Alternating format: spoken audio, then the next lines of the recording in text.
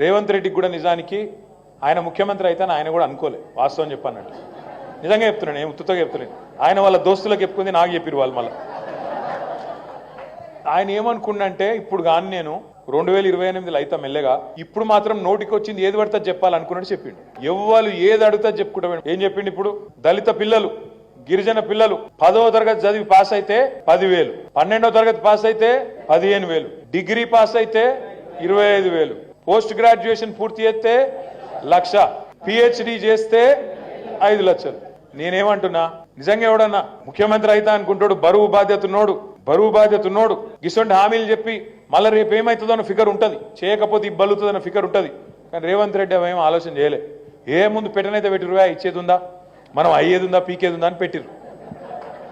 పెట్టేవారికి ఏమైపోయింది, ఆయనతో పుసుకున్న తంత గారెల బుట్ల పడ్డట్టు ఆయనతో వచ్చి పడ్డానికి ఏం చేసిండు, ఏం చేయన్నది తెలియదు. వీడికి వచ్చినాక ఎన్నడూ మంత్రి పదవి చేసిన అనుభవం లేదు, ఎన్నడూ ప్రభుత్వాన్ని నడిపిన తెలివి లేదు.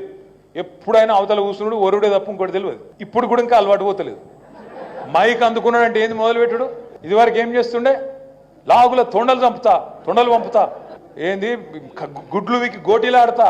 ఇప్పటి కూడా గవే దిక్కుమాలిన మాటలు, గవే దిక్కుమాలిన కథలు. ప్రభుత్వాన్ని నడుపుడు అంటే డైలాగులు కొట్టినంత ఈజీ కాదు, పంచ్ డైలాగులు కొట్టినంత ఈజీ కాదు. లాగుల తొండలు దొరబెడతా, గుడ్లు వీకి గోటీలు ఆడతా అని డైలాగులు కొట్టినట్టు ప్రభుత్వం కూడా మాటలతో నడిచిపోతే బాగానే ఉండు.